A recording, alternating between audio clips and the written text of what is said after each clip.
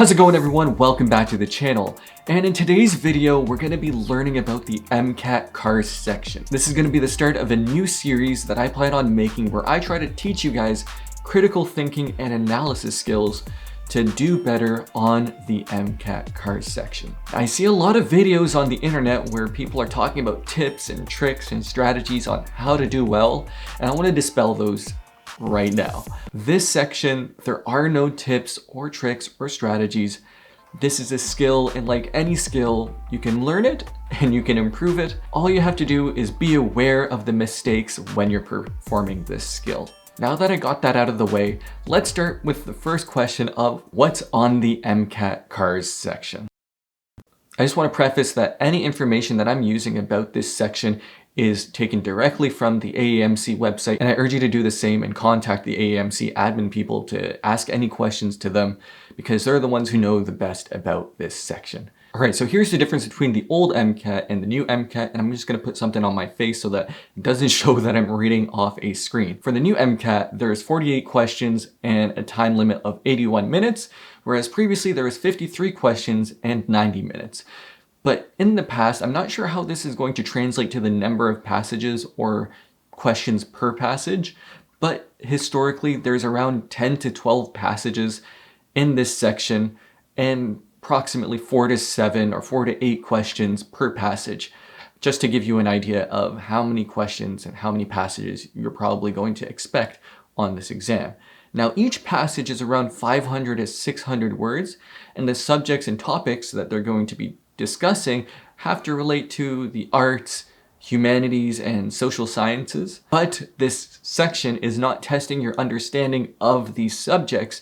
It is testing your ability to critically think and analyze literature. And so the things that they are testing is basic comprehension skills, reasoning within the text, and reasoning beyond the text. And I'm going to tell you about what these mean and how they relate to medicine. So as a doctor, reasoning and analytical skills are super important, and as an everyday human being, and specifically as a physician, you'll be using these skills in at least 3 ways. There's obviously going to be more, but I want to talk about 3 different ways that you will use this as a physician. Number 1, taking a history from a patient and coming up with a diagnosis.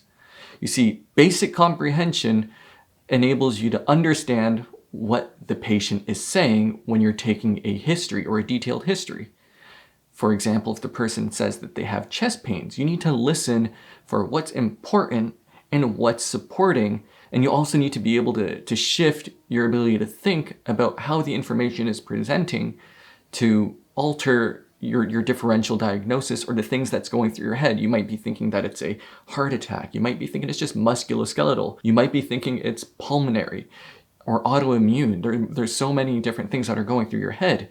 And basic comprehension requires you to understand what the patient is saying, just in general, what they are saying.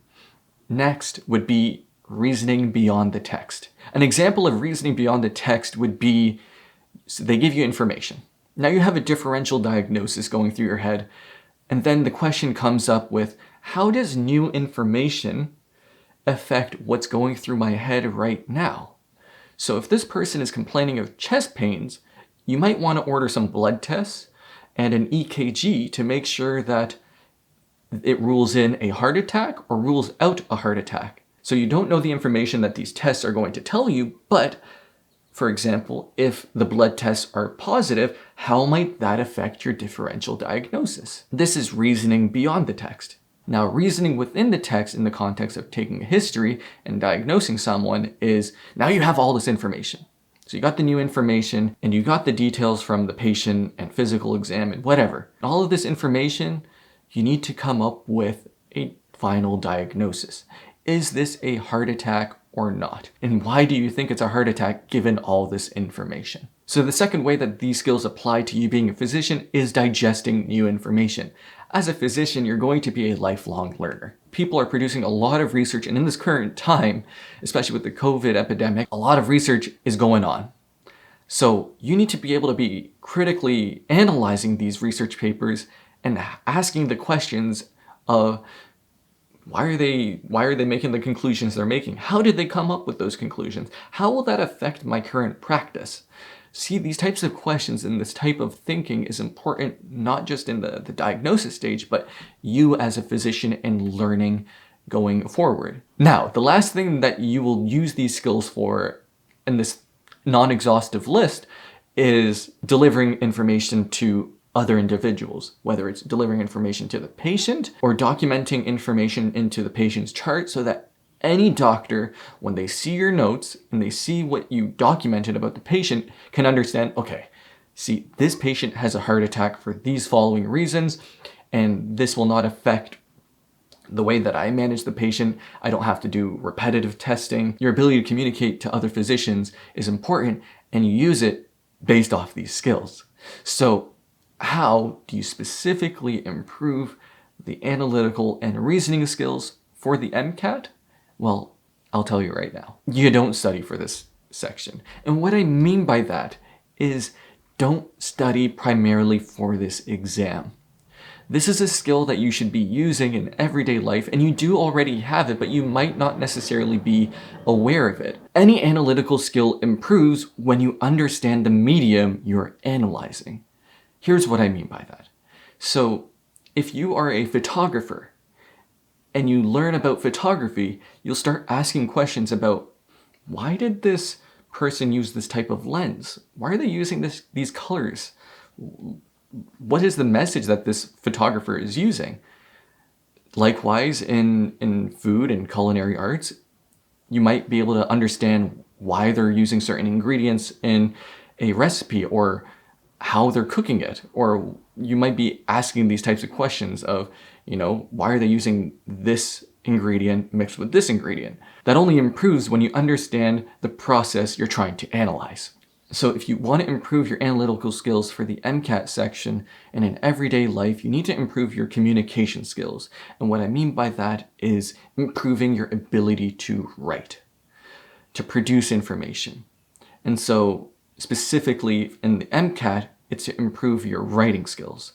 So if there's one thing you can get from this video is learn how to write. There are 3 subjects that you really want to focus on in improving your writing skills in order to understand how people deliver information in a written format. They are grammar, rhetoric, and logic.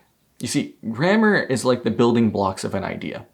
It's how you structure that piece of information in a sentence and try to deliver it in a certain way. It's like a cell in a body. It's the building block of a human body.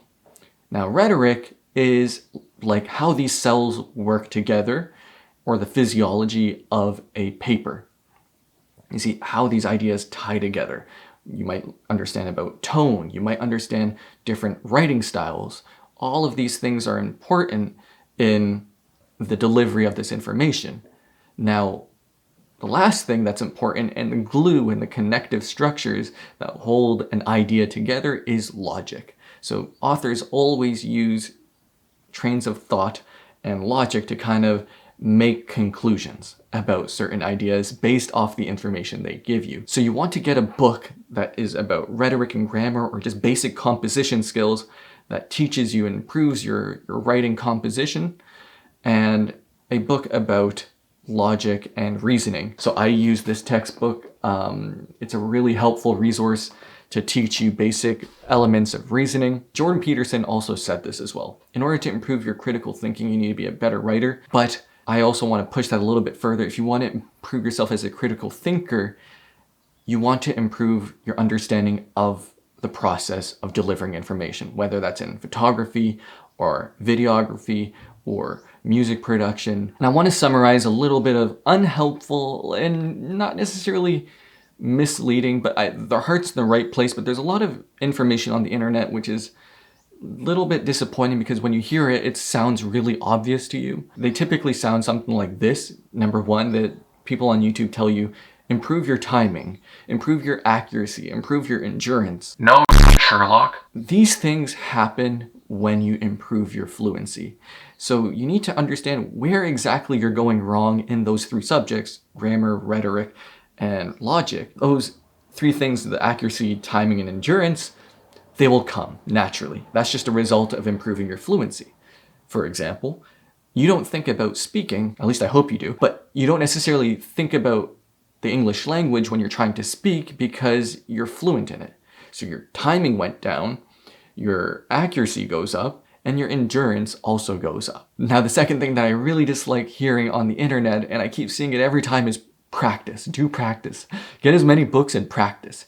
One reason, if you don't know what you're trying to practice or what you're improving, then it's not helpful. For example, like imagine you're playing basketball and someone says, okay, your shot's off. You need to improve your accuracy, your duration, and be faster. Well, there are specifics. Is it the release that's off? Is it the jump that's off?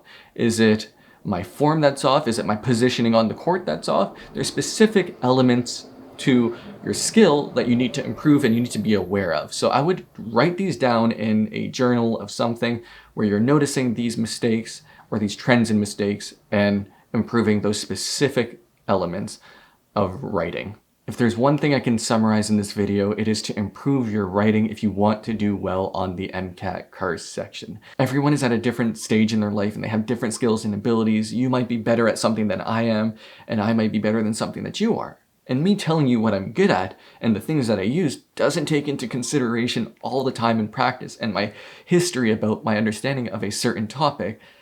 And so when I say, oh, I did this, you might be thinking, okay, well, I'm not like that. I need some other stuff. So in the following videos, I'm going to do my best to teach you guys basic elements of writing, which in result improve your ability to critically think, and at the end of the day, improve your Mcat score. In the meantime, get yourself a book about basic writing composition and reasoning skills. And as always, take chances, make mistakes, and put the L in learning. And I'll see you next time. Bye.